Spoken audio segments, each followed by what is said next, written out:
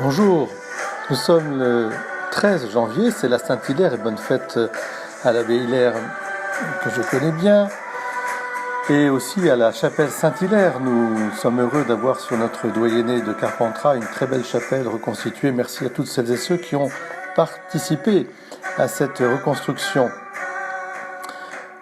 Aujourd'hui, l'évangile est un évangile célèbre puisque c'est la guérison de la belle-mère de Pierre, de l'apôtre Pierre. Sorti de la synagogue de Capharnaüm, Jésus et ses disciples allèrent avec Jacques et Jean dans la maison de Simon-Pierre. C'était une habitude de se retrouver en famille, en communauté. Et c'est une très belle habitude après le Shabbat, comme après le dimanche, de pouvoir se retrouver ensemble, de partager. Mais c'était un geste dans le prolongement de la prière, un geste liturgique. On partageait le repas. Et c'était la belle-mère de Pierre qui était chargée de ce service. Et elle était malade. L'évangéliste Saint Marc nous dit qu'elle avait de la fièvre. Eh bien, Jésus, aussitôt s'approche, la saisit par la main, c'est très beau ce toucher du Christ, et la fit se lever, et la fièvre la quitta, et elle les servait. Dans ce passage de l'Évangile, dans ce fait, un fait quotidien, il y a d'abord toujours cette proximité de Jésus qui est si attentif à nos réalités quotidiennes.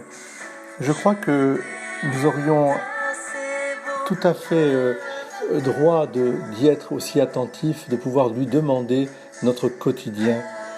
Quand nous nous sentons fatigués, nous avons mal à la tête, nous sommes un peu fiévreux, pourquoi ne pas s'adresser à Jésus, lui demander de nous toucher, de nous lever, pour que nous puissions servir les autres.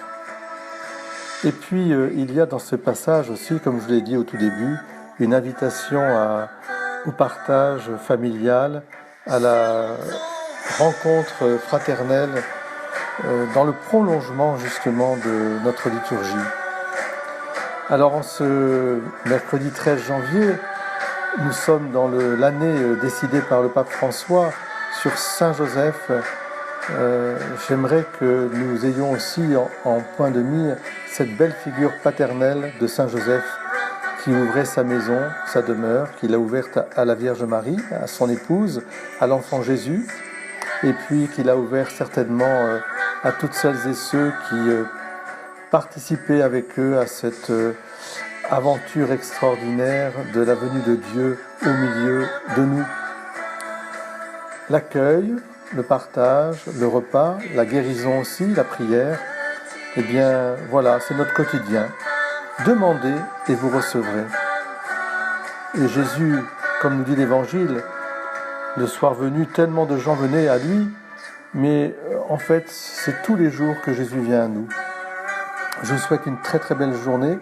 J'en profite pour bénir et embrasser toutes nos belles-mères et puis